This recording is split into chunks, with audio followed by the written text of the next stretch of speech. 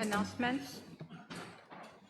Honorable members, before proceeding with the business of the day, I wish to inform the House that I have, in the exercise of the powers vested in me under Standing Order 77, decided that the House will deal with the suspension of Honorable First Member for Port Louis Maritime and Port Louis East, Mr. Shakil Mohammed, before proceeding with paying tribute to late Mr. Hospital Yenuel and to late Yusuf Mohammed.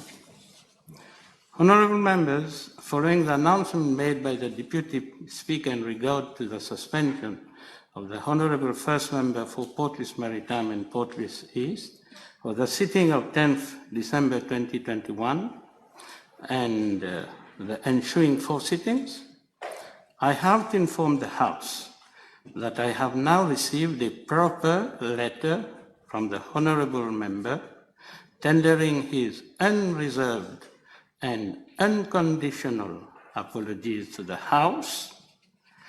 The Honorable Member has also made a request to resume his seat.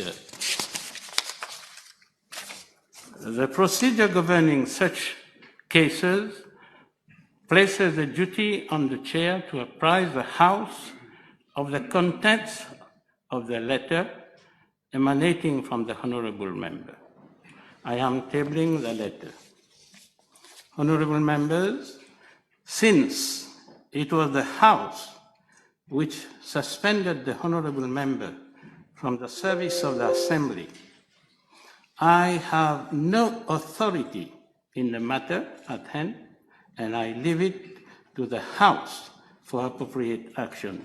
Thank you very much for your kind attention.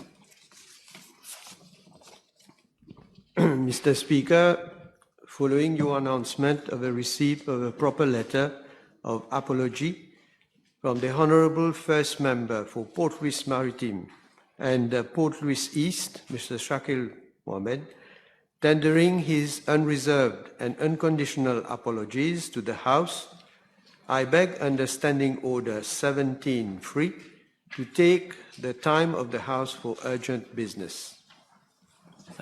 Seconded. The question is that the Honourable Prime Minister be allowed under Standing Order 17.3 to take the time of the House for urgent business. Those in favour say aye, those against say no. Aye. The ayes have it. Mr. Speaker, having obtained your permission, I beg to move under Standing Order 29.1 to present a motion without notice. Seconded. The question is that the Honourable Prime Minister be allowed under Standing Order 29.1 to move a motion without notice. Those in favour say aye, those against say no. Aye. The ayes have it. Mr. Speaker, sir, in view of your announcement of a receipt of a proper letter of apology from the Honourable First Member and for Port Louis Maritime and Port Louis East, tendering his unreserved and unconditional apologies to the House, I beg to move that the Honourable First Member for Port Louis Maritime and Port Louis East be allowed to resume his seat with immediate effect. Seconded. The question is that the Honourable First Member for Port Louis Maritime and Port Louis East, Mr. Shakil Mohammed, be allowed to resume his seat with immediate effect. Those in favour say aye, those against say no. Aye. The ayes have it. Sergeant at Arms, please invite Honourable Shakil Mohammed to join us.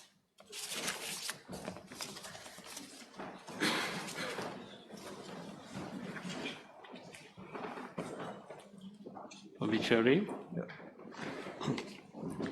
Mr. Speaker, sir, it is with deep regret that we have learnt of the demise of 2 former members of Parliament, Mr. Alain Maurice Espitalier-Noël, on Monday, 28th of March 2022, at the age of 90, and Mr. Mohammed Yusuf Abdul Razak Haji Mohammed, SC GOSK, on Sunday, 3rd of April, at the age of 88.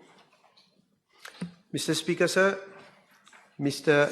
Alain Maurice Espitalier-Noël was born on 4th August 1931 in Cupip After completion of his secondary education at the Saint-Esprit College, Mr. Espitalier-Noël pursued further studies in accounting and became holder of a professional qualification awarded by the Association of Chartered Certified Accountants.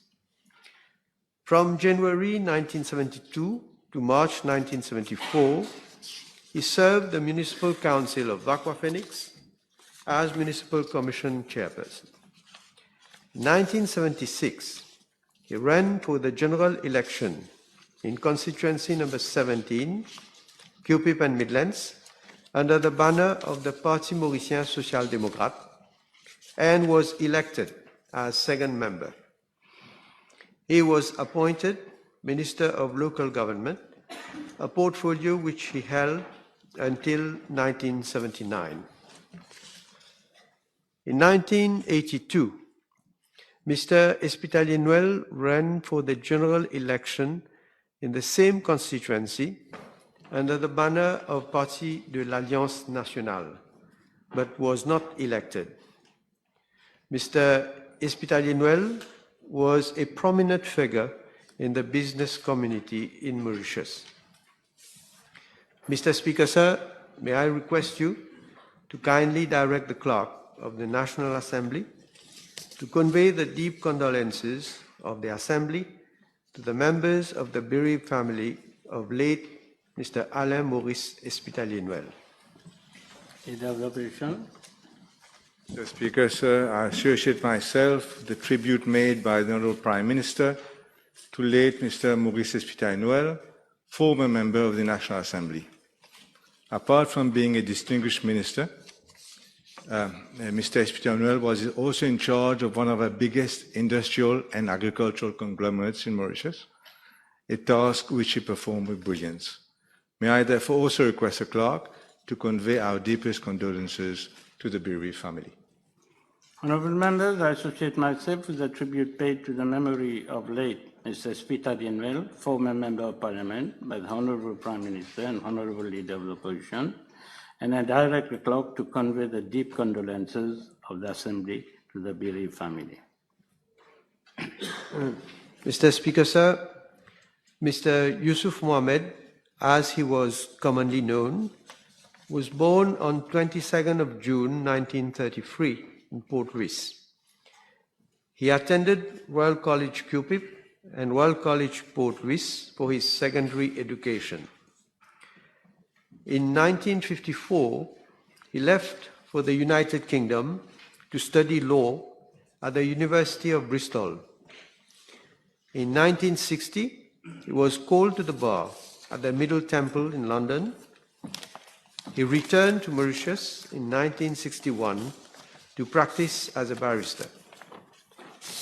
Between 1963 and 1965, he specialized in French law at the Faculté de Droit de Paris, after which he returned to Mauritius and resumed his practice.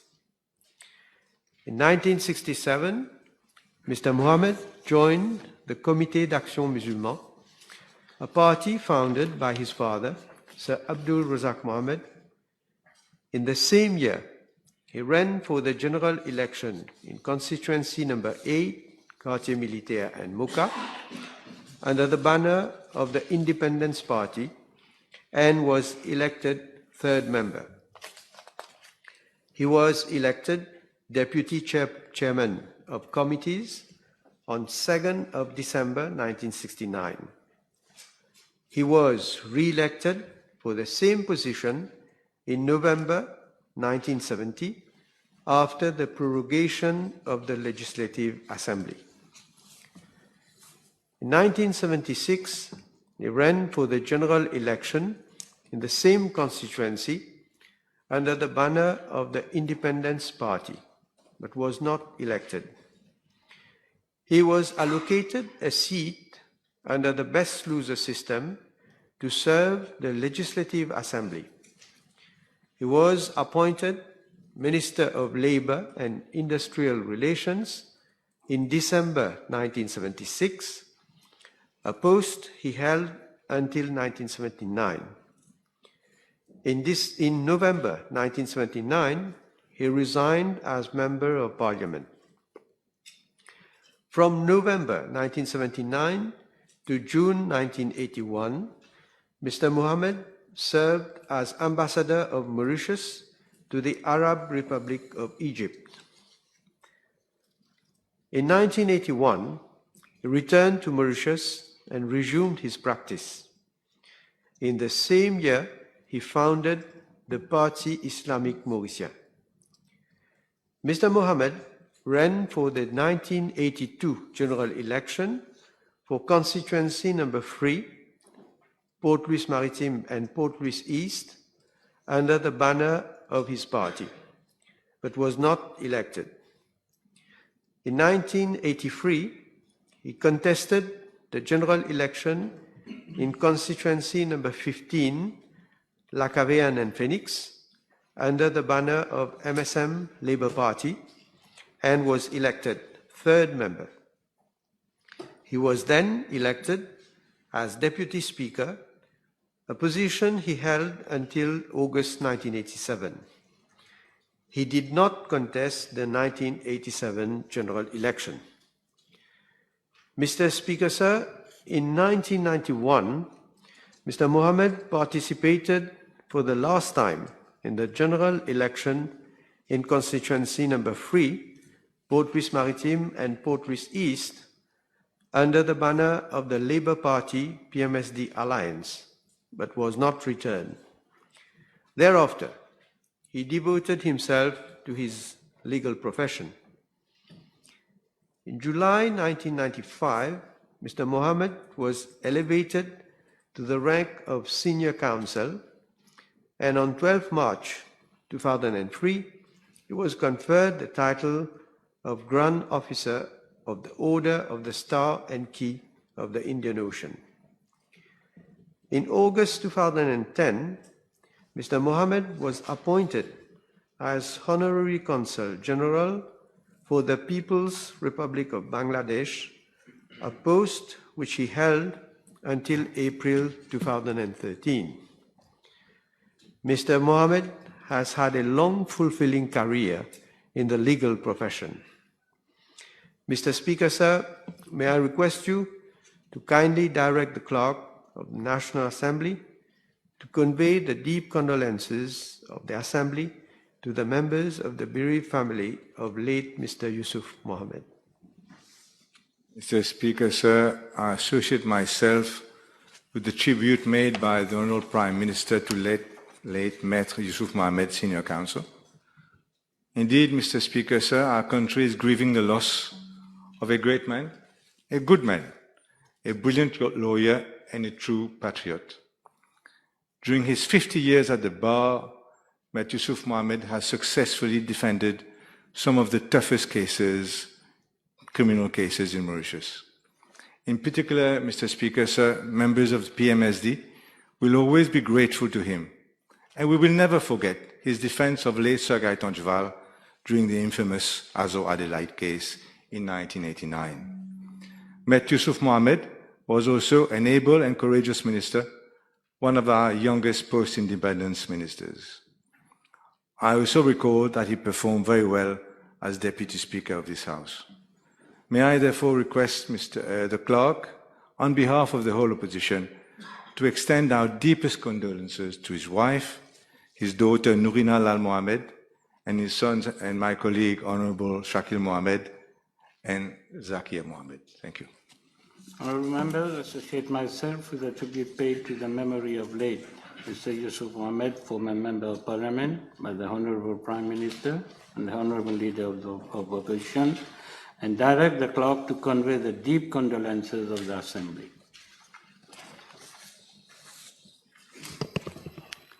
Papers have been laid. Questions?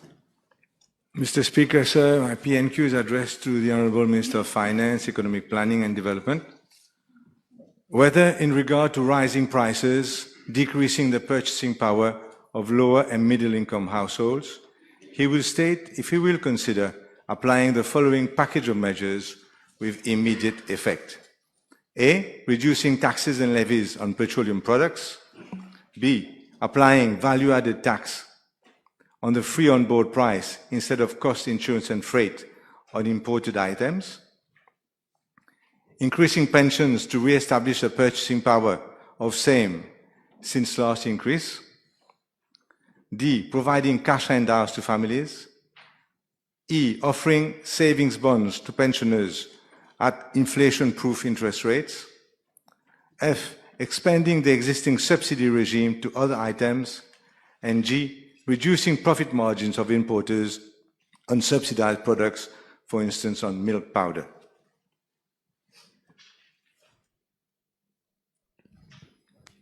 Monsieur le Président, permettez-moi tout d'abord de remercier l'honorable leader de l'opposition pour sa question. La PNQ d'aujourd'hui me permet en effet de revenir sur l'action décisive de ce gouvernement pour soutenir la population mauricienne dans une situation soumise à de multiples chocs externes. Pour bien comprendre les enjeux, je m'attarderai dans un premier temps sur le contexte dans lequel nous évoluons. Monsieur le Président, revenons sur les 2 dernières années, car suivant l'intuition churchillienne, pour comprendre le présent et préparer le futur, nous devons analyser le passé. Nous avons été plongés dans la plus grave crise que le monde moderne n'ait jamais connue. Une crise qui a chamboulé nos modes de vie et a bouleversé notre trajectoire de croissance économique. Dès avril 2020, le Fonds monétaire international n'avait pas mâché ses mots quant à la gravité et la profondeur de la crise. Face à l'ampleur du choc, il s'agissait coûte que coûte de préserver les vies et les moyens de subsistance de la population. Le FMI préconisait l'application d'une politique à 3 niveaux pour préserver l'essentiel, à savoir l'emploi. Nous devions prévenir les défauts de paiement, éviter les faillites et surtout maintenir les capacités de production. Monsieur le Président, cette pandémie nous a coûté 15 points de PIB. Rendez-vous compte, nous sommes passés de presque 1,4 million de touristes en 2019 à 300 000 touristes en 2020 et seulement 180 000 touristes en 2021. Le secteur touristique n'a pas été la seule grande victime de la pandémie. Celui des exports de biens et services a lui aussi été lourdement affecté. Le niveau des exports de biens et services est passé de 192 milliards de roupies en 2019 à 128 milliards de roupies en 2020 et à 132 milliards de roupies en 2021. Un manque à gagner cumulé de plus de 120 milliards de roupies, toutes choses égales par ailleurs. Vous vous rendez compte? 3 milliards de dollars. C'est une chute d'exactement 33% des rentrées de devises, soit un tiers de nos recettes en Forex. Imaginons-nous la pression que cette situation a engendrée sur notre roupie, du jamais vu pour notre économie. Malgré les interventions de la Banque de Maurice et du fait de la forte demande en devises, avec une offre diminuée, nous avons connu une dépréciation de notre monnaie. Monsieur le Président, du côté de l'augmentation du coût de la vie, le phénomène d'accélération est mondial. Et pour preuve, l'inflation a été de 7,9% aux États-Unis pour les 12 derniers mois, terminant au mois de février 2022, soit le plus fort taux depuis 40 ans. 6,2% au Royaume-Uni, 7,3% en Allemagne, 9,8% en Espagne et 7,5% dans la zone euro, quand la limite est de 2%. Selon les derniers chiffres publiés, Maurice a connu une inflation de 5,2% sur les 12 derniers mois terminant au mois de février 2022. La Banque de Maurice estime que l'inflation en 2022 pourrait s'établir à 6,7%.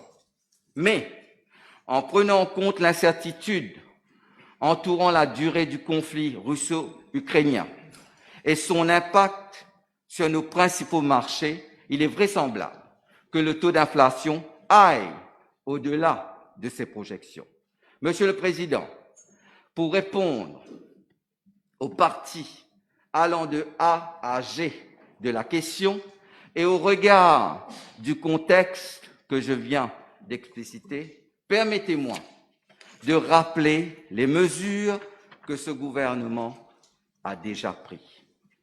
En effet, notre Premier ministre et son gouvernement ont toujours privilégié l'humain, car c'est le développement humain qui permet un développement économique équilibré. Malgré les pressions, cette philosophie, partie intégrante de notre ADN, continue de nous guider. Ainsi, et entre autres, nous avons maintenu le Basic Retirement Pension à 9 000 roupies, ce qui représente une augmentation de 148,4% depuis 2014, année où le BRP s'élevait à seulement 3 623 roupies. Nous avons versé le Wage Assistance Scheme et le Self-Employed Assistance Scheme à plus de 550 000 personnes pour un coût de 27 milliards de roupies afin de soutenir le pouvoir d'achat des employés. Car préserver les emplois, c'est avant tout préserver le pouvoir d'achat des Mauriciens. Nous avons maintenu la subvention sur le prix du gaz ménager, de la farine et du riz, un soutien de 4 milliards de roupies. Nous avons également introduit une subvention et un prix maximum sur 7 nouveaux produits, à savoir l'huile comestible, les grains secs, les tomates en conserve, le lait en poudre, la margarine, le fromage et le poisson en conserve. De juillet à décembre, cette mesure a été prolongée jusqu'en juin 2022 et représente quelque 1,2 milliard de roupies.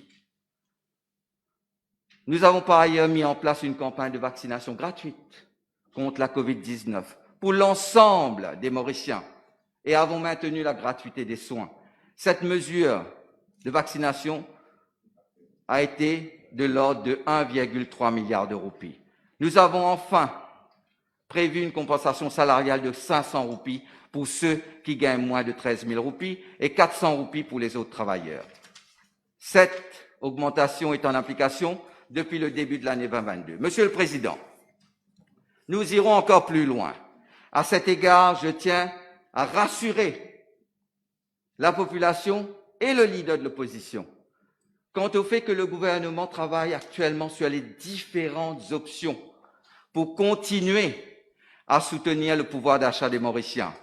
Au niveau de mon ministère et en cette période prébudgétaire, j'ai mis en place un groupe de travail pour plancher sur les mesures prenant en compte les besoins des plus démunis. En ce sens, les consultations vont bon train. Suite à la mise en ligne de la plateforme de consultation prébudgétaire, nous avons d'ores et déjà reçu plus de 700 propositions qui sont actuellement à l'étude. Par ailleurs, afin que les consultations en présentiel qui ont débuté le 24 mars 2022 soient les plus fructueuses possibles, nous avons mis un point d'honneur à rencontrer l'ensemble des représentants des travailleurs, des opérateurs économiques et de la société civile. Un certain nombre de pistes et propositions discutées au cours de ces échanges ont directement pour objectif de maintenir le niveau du pouvoir d'achat à Maurice, comme l'a suggéré le leader de l'opposition.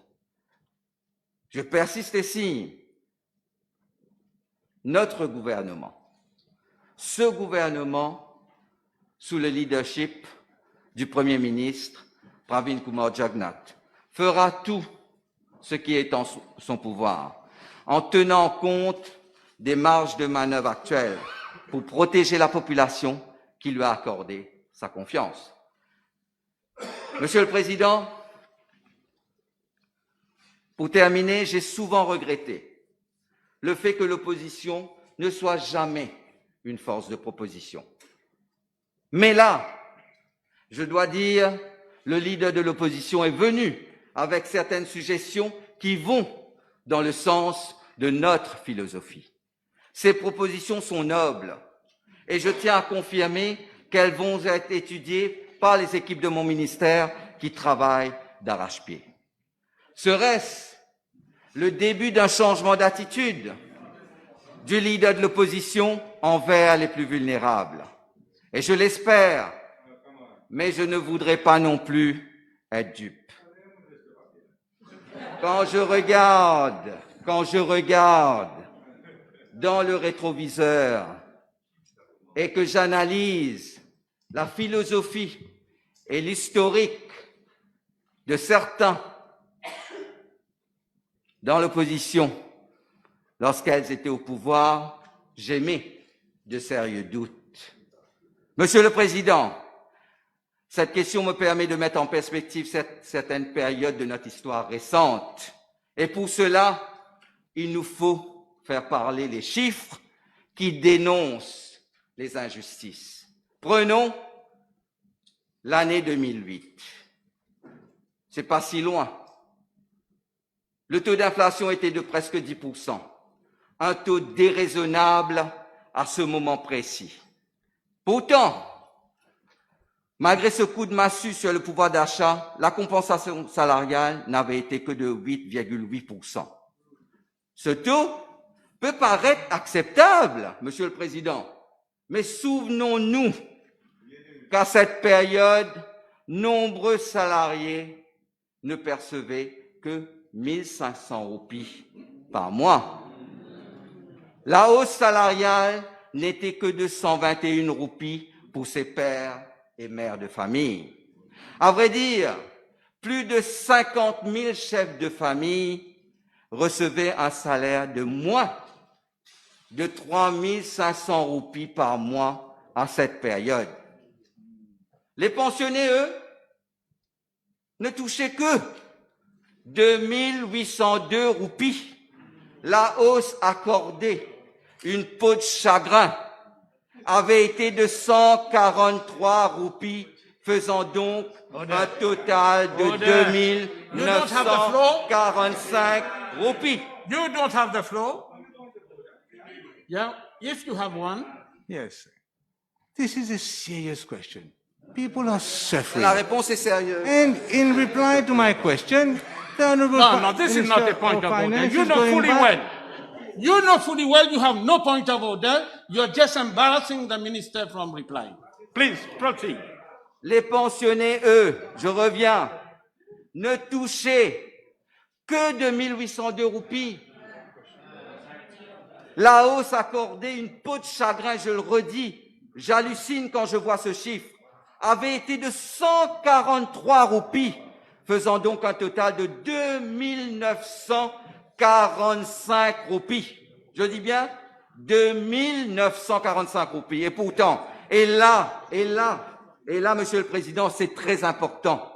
C'est ça qui est important. Et pourtant, à cette époque, le prix du pain était à 2,50 roupies, contre 2,60 roupies actuellement. La boîte de sardines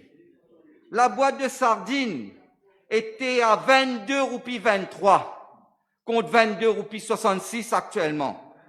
Le riz à 5 roupies 40, exactement comme aujourd'hui. Les lentilles noires, Monsieur le Président, étaient à 24 roupies 50, comme aujourd'hui aussi. Les dalles petits pois à 19 roupies 37, contre 14 roupies 57 aujourd'hui. Le gaz à 300 roupies contre 180 roupies actuellement. La farine à 13 roupies 59 contre 9 roupies 70, soit 40% plus cher qu'aujourd'hui. Le total des subsides à 2,2 milliards de roupies contre 8,2 milliards de roupies aujourd'hui. Il était important de donner ces quelques chiffres pour que la population puisse elle-même faire la part des choses et constater le traitement indigne qu'on avait réservé à ceux qui en avaient le plus besoin. Monsieur le Président, pour terminer, je tiens à souligner que la pension aujourd'hui à 9 000 roupies a été multipliée par 3 et le salaire minimum à 11 075 roupies, soit plus de 7 fois le salaire d'antan de 1 500 roupies. Ce gouvernement se tient aux côtés de ceux qui en ont le plus besoin et sa philosophie s'inscrit dans les faits et dans le progrès. Merci, Monsieur le Président. Mr. Speaker, this subject is far too important for me to go on tit-for-tat politics with the Honourable Minister. Suffice it to say that his boss, the Prime Minister, was Minister of Finance in 2010-11. And as Minister of Finance, he gave the lowest ever rate of increase on pensions, not even 100 rupees, and the same to the lower paid 90 rupees, if my memory serves me well. So you should also look at yourself in the mirror. Mr. Speaker, sir. Put your question. Mr. Speaker, sir. your question. I am putting my question, Mr. Speaker, sir. But you will also allow me to reply to some attacks that have been made, surely. But this Mr. is not Speaker, debate. sir. I'm sorry. Mr. Speaker, Leader sir. of the opposition. I am on my feet. You know fully well what is question time. You've been a minister, you're leader of the opposition. I will not allow any debate. First and foremost, let it be known. Mr. Speaker, nevertheless, attacks that are made must be responded to. I'm sure you will agree. Mr. Speaker, all the previous policies that have been made by this government have been completely wiped out by the depreciation of the rupee. As you will know, 46% against the dollar What is the since question? the MSM came to power in 2014. All have been completely, You have no question? all so have been I will completely pass on wiped to another out. member. All have been completely wiped out by general No mismanagement question. I of will the pass economy. on to another member. Just a moment, Minister. Please give me a moment. I'm going to come firstly to petroleum products. And I'm going to ask the Honourable Minister also whether he is in touch with what is actually happening in the country, citing a ridiculous 5% of headline inflation, which is worked out, as you know, Mr. Speaker, it's an average over 24 months. Instead of taking the much more relevant year-on-year inflation of 9%, if not more. Therefore, I'm going to ask the Minister, the situation is critical for the population. We cannot wait until the 1st of July for your new budget. So I'm going to ask you, as far as petroleum products are concerned, this government, the MSM government, has increased taxes on petroleum products by 8 rupees since coming to power in 2014. So I'm going to ask you whether you will not immediately remove these 8 rupees per litre of taxes that have been imposed since MSM came to power, which would put 4 billion rupees back into the pockets of consumers. That's my first question. Monsieur le Président, je tiens à rappeler au leader de l'opposition, lui qui regarde les prix des produits pétroliers, que en 2008, pour revenir à 2008, je reviens à 2008, c'est comparable, on peut comparer. Le prix du diesel était à 51 roupies 20. 51 roupies 20, quand actuellement c'est à 45 roupies. Et à l'époque, je reviens, le salaire minimum qu'il n'y avait pas, les gens touchaient moins de 3 500 roupies ou 1 500 roupies et les pensions étaient moins de 3 000 roupies. Je reviens concernant les propositions que vous avez faites. J'ai répondu, j'ai dit, on est en train d'analyser sur chaque proposition. Et je vous ai dit, je vous remercie pour ces propositions qui vont dans le sens de l'histoire, dans le sens du progrès social. On est en train d'analyser chaque mesure. Mais vous devez aussi, Monsieur le Président, le leader de l'opposition qui a été ministre des Finances, il sait très bien que pour chaque mesure, nous devons l'analyser, voir le coût et regarder comment on peut procéder. Parce que nous, notre philosophie reste, et je le redis, de protéger la population mauricienne, en particulier et surtout la population la plus vulnérable. Quand vous revenez sur les taxes qu'il y a sur les produits pétroliers, vous oubliez de dire que de l'autre côté, ce sont ces taxes qui ont permis de mettre 8 milliards de roupies sur la table pour les subsides. presque 5 milliards de roupies de subsides rien que pour le gaz, le riz et la farine. May I remind the Honourable Minister that this money has also gone to finance tens of ministers going to Dubai Expo, the Molnupiravir disaster, the Druze helicopter, the Côte d'Or Elephant Blanc, the Safe City Elephant Blanc, the Splashgate of last week, and the debacle at the Mauritius Investment Corporation. So this is where the actual money is going to, Mr. Speaker. So now I come to my next point, is that people all over the world, Mr. Speaker, governments are acting now because the minister may be cut off from reality. But people in my constituency and everywhere cannot make two ends meet, cannot eat 2 meals, decent meals a day.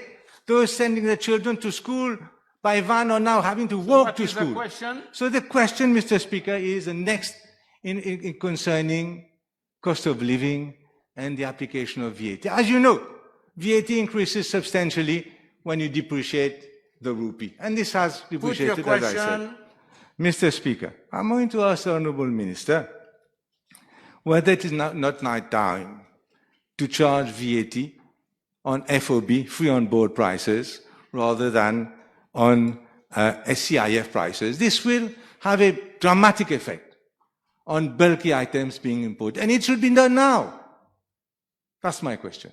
Monsieur le Président, encore une fois, je remercie le leader d'opposition pour ces questions. Mais ce sont les mêmes questions, je crois. Si on relit la PNQ, ce sont les mêmes questions que j'ai déjà répondu en disant qu'il m'a posé ces questions ce matin et je suis en train d'analyser. Et que ces questions, il a fait que reprendre certaines suggestions et propositions des différents stakeholders qui sont en consultation avec le ministère des Finances concernant le prochain budget. Mais je tiens aussi à rappeler, parce qu'il ne faut pas oublier le passé, et ça c'est important, un chiffre, Monsieur le Président, un seul chiffre. En 2008, 50% de la population active percevait moins de 8 000 roupies. Et en 2008, cette partie de la population active n'avait reçu comme compensation, malgré une inflation de 10%,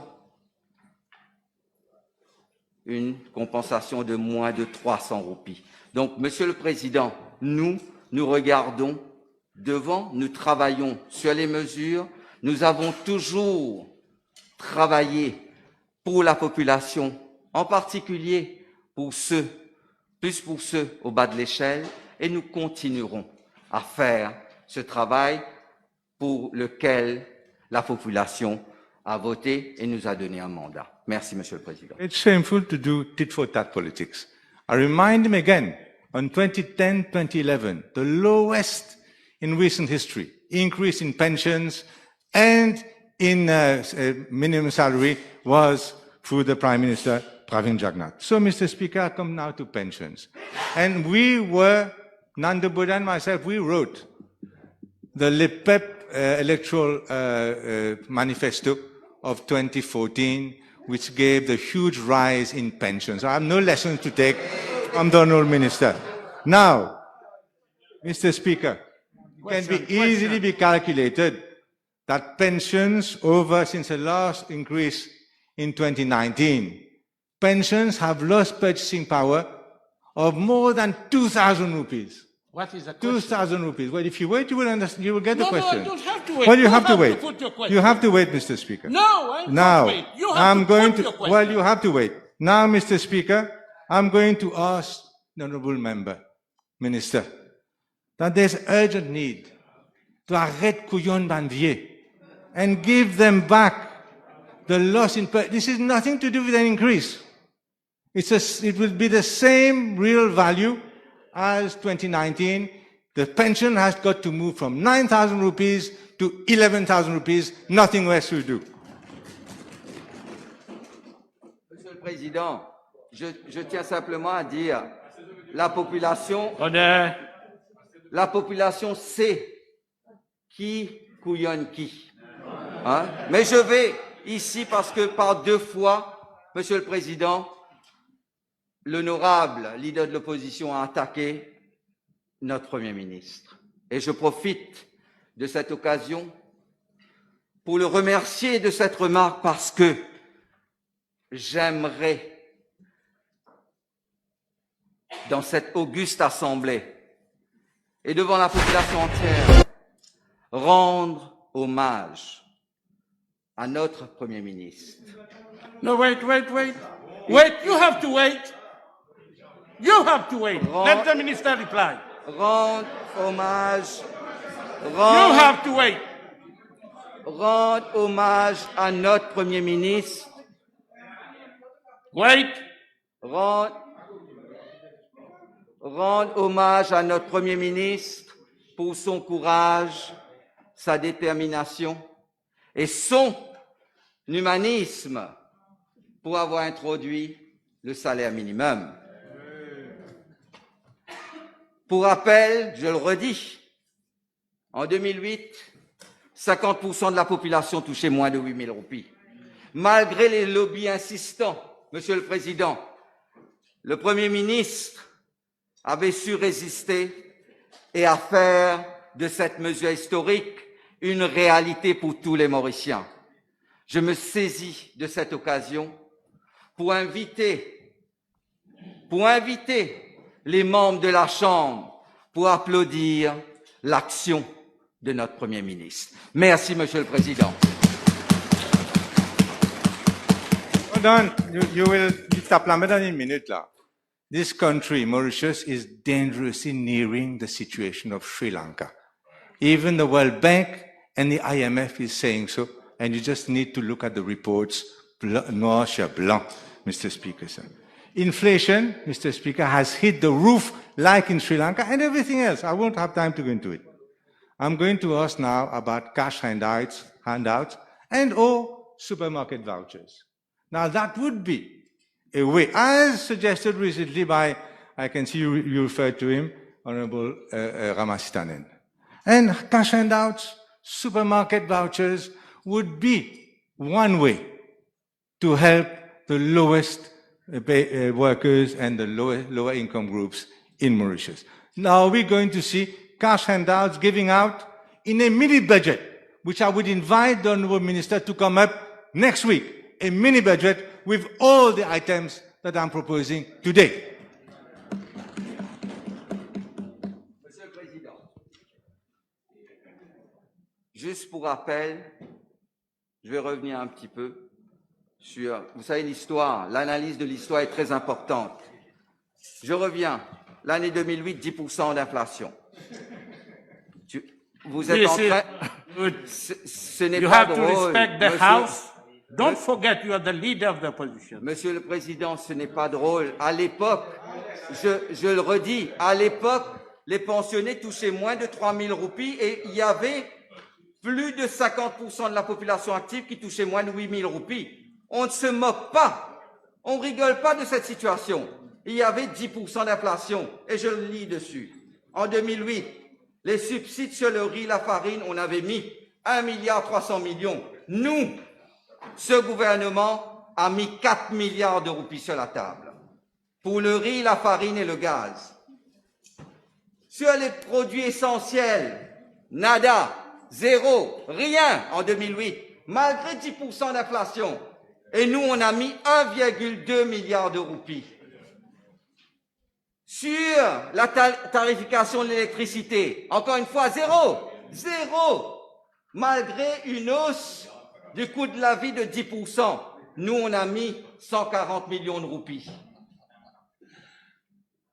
Les subsides concernant les frais d'examen pour le SCHSI, on a mis 290 millions, nous, à l'époque, 58 millions. Je ne parle même pas de l'éducation tertiaire gratuite, 550 millions. À l'époque, on ne savait même pas ce que c'était. Et tous les autres subsides pour les plus vulnérables, en particulier concernant les planteurs et concernant la distribution d'eau. Nous avons mis 650 millions de roupies. Et à l'époque, que 150 millions. Donc, je reviens là-dessus, Monsieur le Président. Nous sommes en train de travailler, nous viendrons très bientôt avec une liste de mesures pour venir en aide à la population la plus vulnérable. Merci, Monsieur le Président. The Minister continues with 2008, while this country today is heading for a blowout crisis like Sri Lanka, Mr. Speaker, and it goes back all the time Put to your last question. Time is 2008. almost over. So I will ask the Honourable Minister concerning subsidies now. He has made some effort, 300 items out of 40,000 items in the supermarket, to extend the subsidies on other basic goods like frozen food, basmati rice, bread, edible oil, and medicines, Mr. Speaker, and at the same time, not repeat the mistake that he made on the milk products, whereas he subsidized those products and allowed 35% excessive margins by the importers. Monsieur le Président, je ne vais pas reprendre tout ce qu'on a dit sur ma réponse. Je dis simplement, les faits parlent. Les faits parlent et l'histoire nous donne raison par rapport à l'analyse des chiffres. Nous, de ce côté de la Chambre, nous au gouvernement, nous avons dans notre ADN ce principe, cette philosophie de travailler pour l'humain et de nous concentrer pour ceux au plus bas de l'échelle. Nous ne sommes pas comme ceux qui, à l'époque, en 2014, quand le gouvernement, les PEP, avait proposé 5 000 roupies comme pension, avaient dit « Oh, c'est pas possible !» Ben, il nous faudrait au moins 5 ans pour arriver à ce chiffre de 5 000 roupies. 5 ans. 4 372. Hein? À l'époque, je n'avais pas entendu parler d'augmenter la pension, etc. Mais non, à l'époque, ils étaient au gouvernement, et eux, ils ne pouvaient pas le faire. Mais maintenant, quand on est dans l'opposition, c'est facile de venir avancer les chiffres.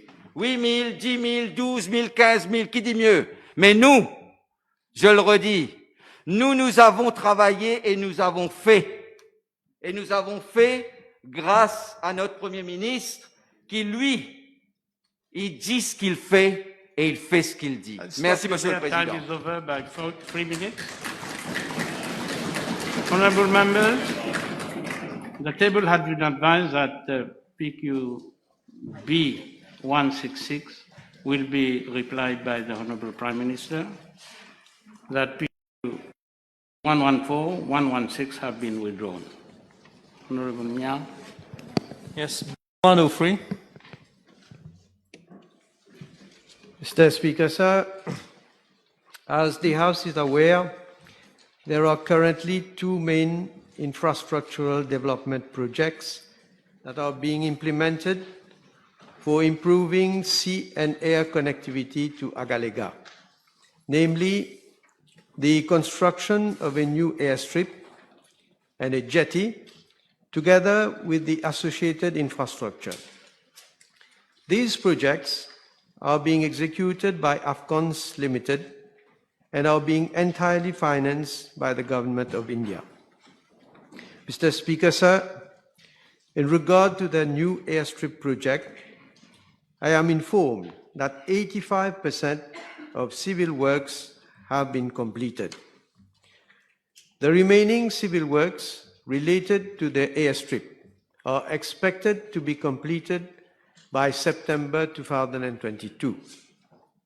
However, the works on associated infrastructure, such as air traffic control tower, passenger terminal building, aircraft hangar, and electrical substation, were severely affected due to lack of mobilization of specialized manpower resulting from COVID-19.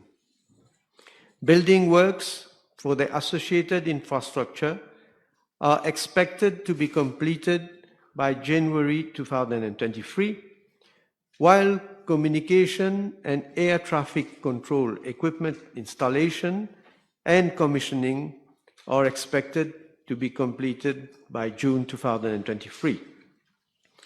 Mr. Speaker, sir, in regard to the jetty, I am also informed that around 77% of civil works have been completed so far. However, considering the recent cyclonic disturbances and the prevailing harsh sea conditions, there could be a delay in completing the civil works, and the expected new completion date is December 2022. Works related to the associated infrastructure for the jetty project have been impacted by delay in movement of workers and are now due to be completed by April-May 2023. Mr. Speaker, sir, in my reply to PQ B76 on 30th of March 2021, I informed the House about the following projects which Afghans Limited was implementing as part of its CSR for the benefit of all Agalians. A prefab building comprising of 2 classrooms and a staff room for the Jacques Le Chartier Government School at Village 25, including 5 additional toilets for the students and staff. All facilities at the Medical Center of Afghans Limited, such as blood tests, X-ray, ECG, and ambulance, are extended free of cost to the local residents. And repair and maintenance of existing trucks, including the one from the existing jetty at Village 25. I am informed that these projects have been completed. Mr. Speaker, sir, I am further informed that, in addition to those projects implemented as part of its CSR, Afghans Limited has undertaken several other projects under its Community Development and Social Outreach Program. These projects include the following: widening, straightening, and leveling of the 7-kilometer road between Village 25 and La Pointe. The improved road was inaugurated on 25th of December 2021. Provision of water supply for washroom and toilets in the primary school situated in North Agalega. Employment of 17 local youth by Afghans Limited.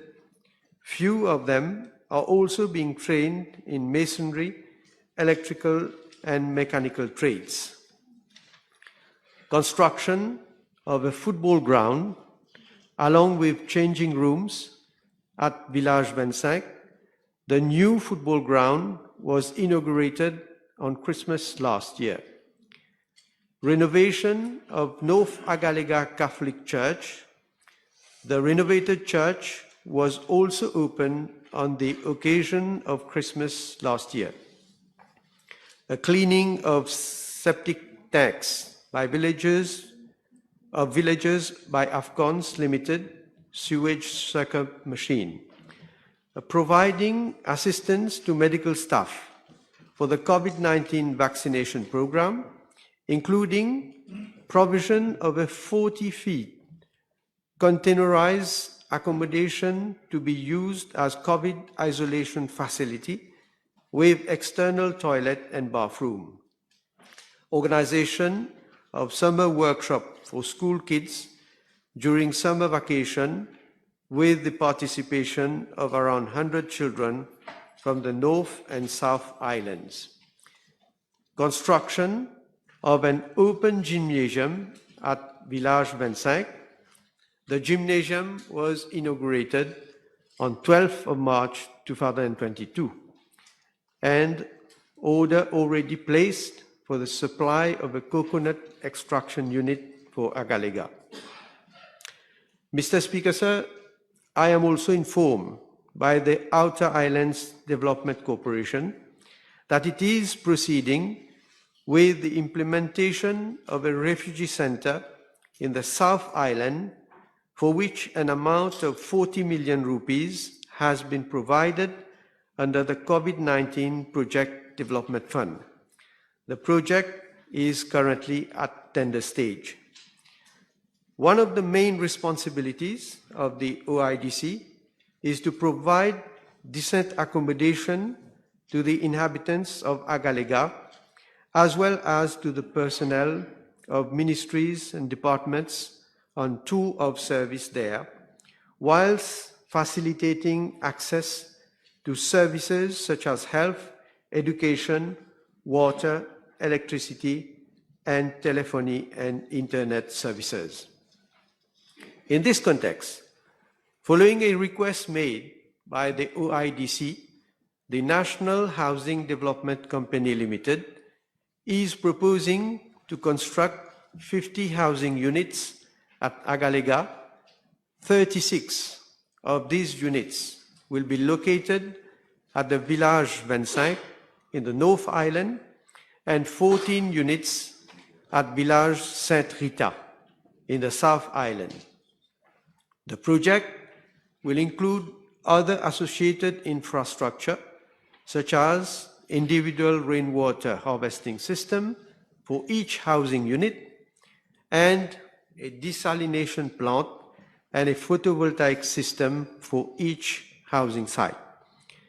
It is expected that tenders will be launched by end of April 2022 and the construction project will be completed by July 2024.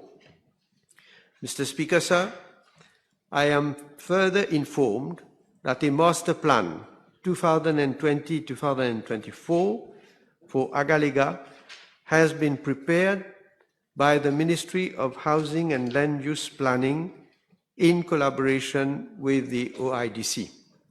This will set the base for a proper long-term strategy to promote the sustainable development of the island and impact positively on the standard of living of the Agaleans. Thank you. Yes, Mr. Speaker, I have 3 supplementary questions. I shall ask one by one with your permission. Firstly, with the ongoing projects in Agalega that the Prime Minister has just enumerated, clearly Agalega will be transformed. And as representative of Agalega in Parliament, some inhabitants have expressed their fears that in the future they would be asked to leave the island. It's not my view, but some inhabitants have contacted me regarding this issue.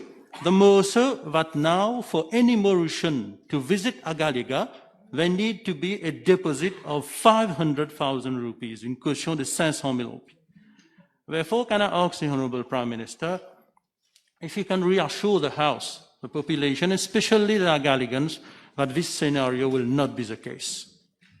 Well, first of all, I am very happy that the Honourable Member himself says that he does not believe in the fact that Agaleans will be asked to leave the island.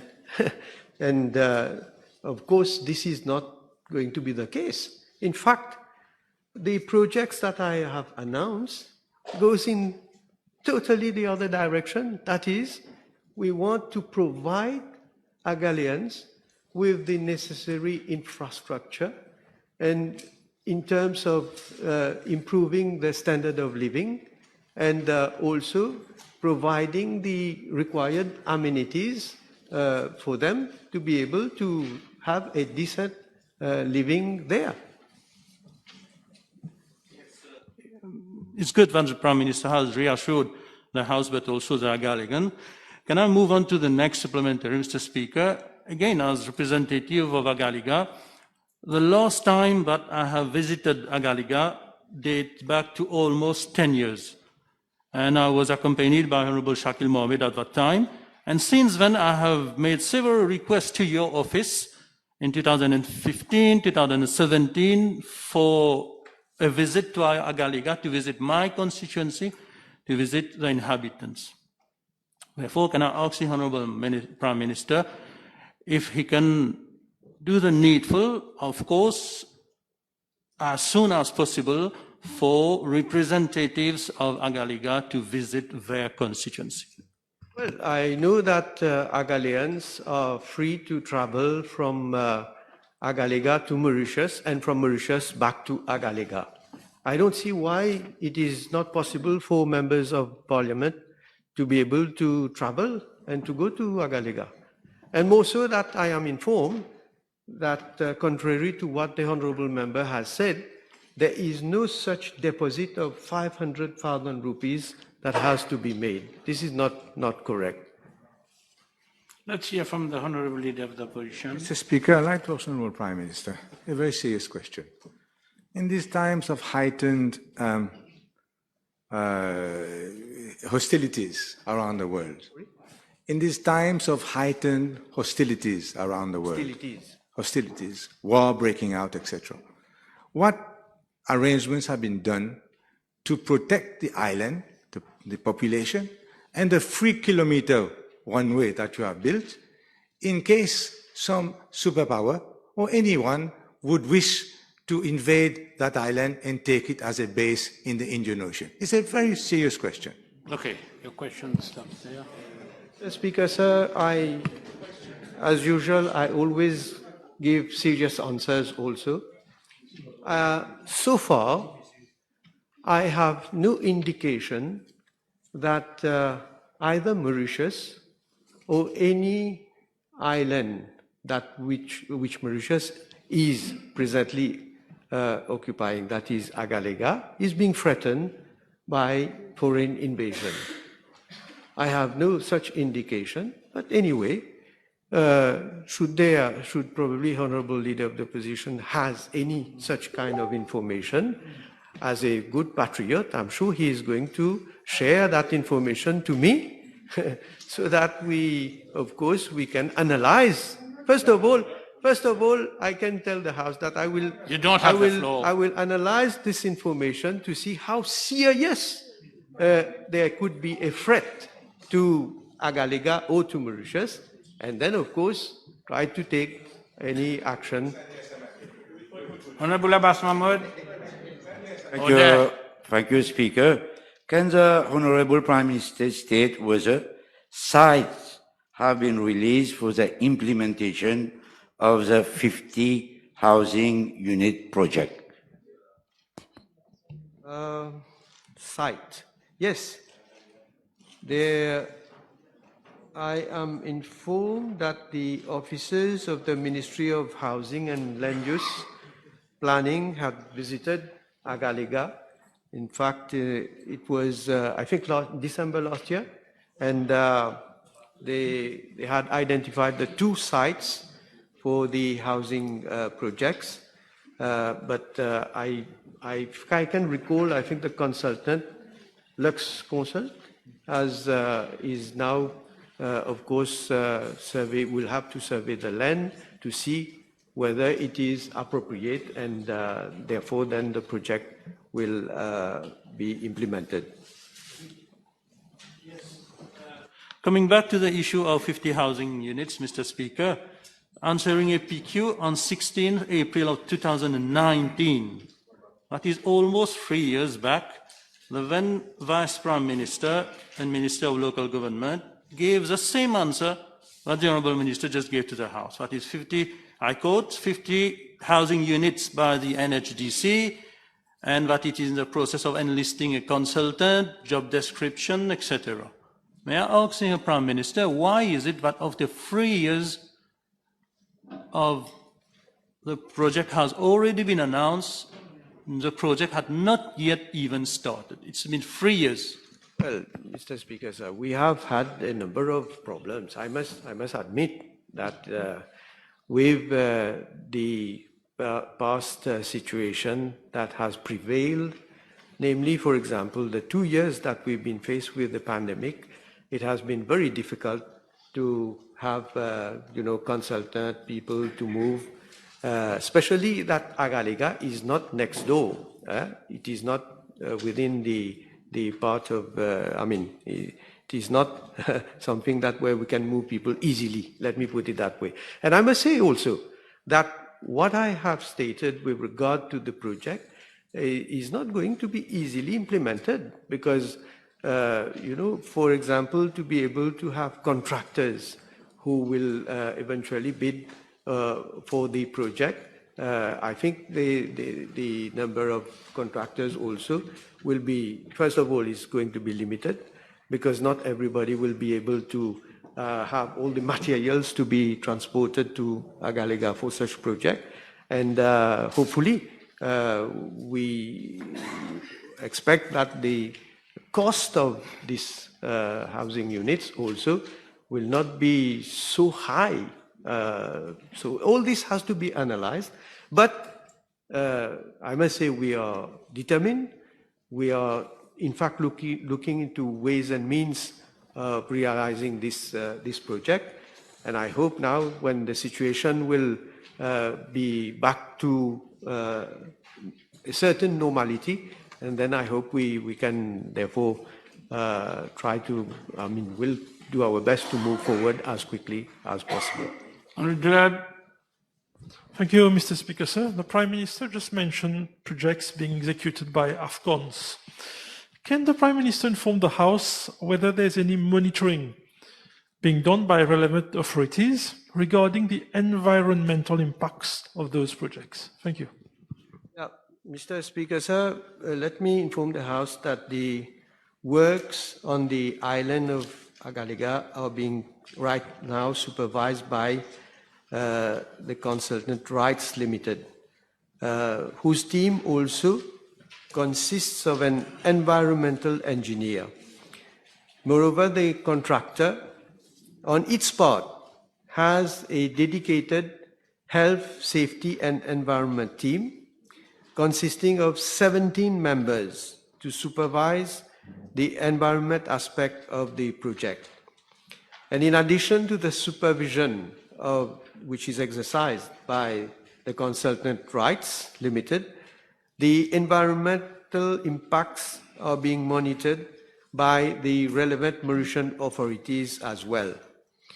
As a matter of fact, a team of officials from the Ministry of Environment, Solid Waste Management and Climate Change, Ministry of Housing and Land Use Planning, and members of my office also effected a site visit to Agaliga from 29th of September to 7th of October 2021. And following the site visit and meetings that were held with AFCONs Limited and Rights Limited, the team had observed that there was good housekeeping in general and that measures were being taken to minimize the impact of the works on the surrounding natural environment. The team has also made a few recommendations and had requested AFCONs to submit quarterly reports to the Ministry of Environment, Solid Waste Management and Climate Change for monitoring purposes. I am informed that the contractor has taken appropriate mitigating measures following the observations that were made by the environmental monitoring team with respect to risk of flooding in the new residential building and wastewater collection and treatment. The mitigating measures comprised of the following: all the buildings are on a higher level with respect to the roads, and in line with engineering practices, finished floor level of all the buildings has been kept at 450 millimeters above the surrounding ground level. Does you have your question? Yes. Can I ask the Prime Minister whether when all these facilities come on stream, I have in mind, of course, the port facilities, once the projects are implemented, will be co-managed by India and Mauritius? I am really surprised, Mr. Speaker, sir. Wait, Really? wait. You should understand one thing. Excuse me. You should understand. After having put your question, you have to wait for a reply. There should be no cross-talking, and we should not be fighting. Order. I can understand why he cannot listen silently to my answer. He He puts will, a he question, will. I've He listened promised to he him. will. Don't you worry. He promised. Carry Good. on. I was saying I'm really surprised. If I can recall, Mr. Speaker, sir, every time that this matter has been debated and discussed in the House, I can recall particularly Honorable Arvind Bulel having taken strong objection each time, saying that, alleging that all sorts of things that we have given up, sovereignty, that let We are me the answer. temple of democracy. I am reminding you, you have forgotten. Alleging all sorts of things that, we have even given up sovereignty, let alone that we have given the island. We have given sovereignty to India and so on. This has, I can recall and I can mention a number of instances where you have made such allegations. And I have always said, and I have, yeah, sure. We are in the temple of democracy, please. Make sure. Exception, yes. I haven't given you the floor. It's not because you say point of order, you have the floor. Learn that. I must give you the floor. And let me remind you, if your point of order is fraudulent, I will not allow it. Carry on. Fraudulent. The word used by the Prime Minister is uncalled for and unparliamentary. Where is the allegation? I've put a question. I'm simply seeking a simple answer from a responsible Prime Minister. There is no point of order, please. Excuse me. Continue. Well, Mr. Speaker, sir, I can quote Hansard where you have made such statements to this House. Please. I will. You are in the temple of democracy. You are not respecting the temple of democracy. So, Mr. Speaker, sir, I was saying that. So that was what has always been the stand. I'm talking about Honorable Bulel. I'm not talking about the Labour Party. Honorable Bulel. Now, I have always, first of all, said that those allegations are false. They are frivolous. And that I have always reassured the House that those infrastructural developments, once completed, I'm talking mainly of the airstrip and the jetty, they will be fully under the control of the authorities of the Republic of Mauritius, namely the Department of Civil Aviation for the airstrip and the Mauritius Ports Authority for the jetty. Now, I am surprised today the Honorable Bulel is making like a 90-degree turn, saying that now we have to co-manage with India. So I leave it to the people to conclude the different stands that are being taken by the honourable member, but there is not. But let me say that there is not going to be any co-management. There is going to be only one management. That is for the authorities of the Republic of Mauritius. Honorable Two. Thank you, Mr. Speaker, sir. Can the Honourable Prime Minister inform the House of the sanitary protocol currently in place in Agalega in view of the COVID-19 situation? Yes, Mr. Speaker, sir, the protocol has been, of course, amended at different times. In fact, any passenger, including public officers or anyone, crew members, traveling from Mauritius to Agalega, they have to comply with the latest protocol that is in place. That is a mandatory 7 days quarantine if vaccinated, or 14 days quarantine if unvaccinated, in a quarantine facility which is recognized by the Mauritius Tourism Promotion Authority, and a negative PCR test result on day 0 on admission in the quarantine center and on day 4 or day 14 prior to boarding of the vessel. And if the PCR tests are negative, the passengers will embark through a corridor from the quarantine center to the ship under the supervision of the police and health inspectors. And in case the departure of the vessel is delayed, the passengers and the local crew members have to stay in quarantine until embarkation. Honorable Béranger? The Honorable Prime Minister was talking about monitoring reports. Can I ask how many monitoring reports have been received till date? Whether any damage to the ecosystem has been reported, and will he table a copy of those monitoring reports, please? Well, just to reply to the last part of the question, these monitoring reports are not to be tabled. Honorable member probably has no experience, not having been in government. These are for the internal use.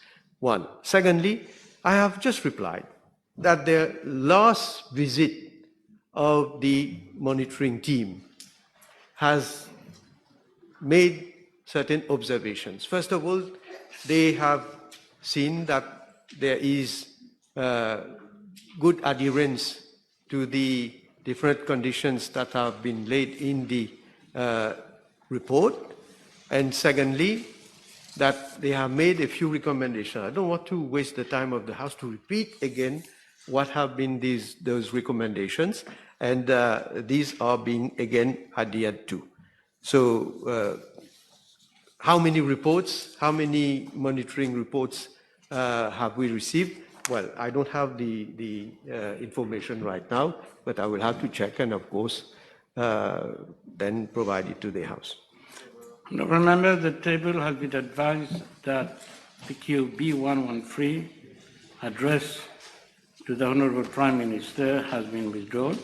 Also, PQ B145, 151, 152, 159, 157, 170, 171, 173, 185, 194, 202, and 205 have been withdrawn.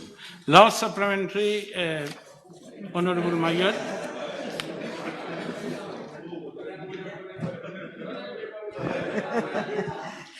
Thank you, Mr. Speaker, sir.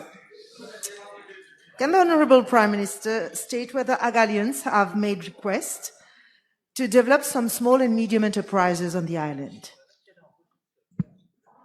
Well, fortunately, I didn't close my file. Well, Mr. Speaker, sir, I am informed that on 17th of February, 2022, a meeting was held under the chair of the Acting Permanent Secretary of the Prime Minister's Office regarding the possibility of developing SME sector in Nagaliga. This meeting was held in the presence of representatives of SME Mauritius. And further to this meeting, on 23rd of February 2022, discussions were held with a group of 20 Agalians to assess their views in regard to the development of an SME sector. The Agalians have expressed their wish to import cattle to crossbreed the existing 15 animals for stronger breed, to boost the production of meat, fresh milk and manure, to import sheep and goats, which is currently not available in Agaliga, breed chickens for self-sufficiency in eggs and poultry, import seeds for plantation. And a request has accordingly been made to the Ministry of Agro-Industry and Food Security to look into facilities and assistance that could be provided in terms of schemes and training, as well as support in veterinarian services. Additionally, I'm told that the development of an SME sector in Nagaliga was further reinforced with a brainstorming organized by the Agaliga Island Council and the SME Mauritius Limited on 28th of March of this year, under the chair of Mr. Ginu Alfred, the chairperson of Agaliga Island Council. Exceptionally, I'm giving you the last question since you're the mover of the question. Because you're the mover of the question. Yeah, it must be my birthday today. Yes.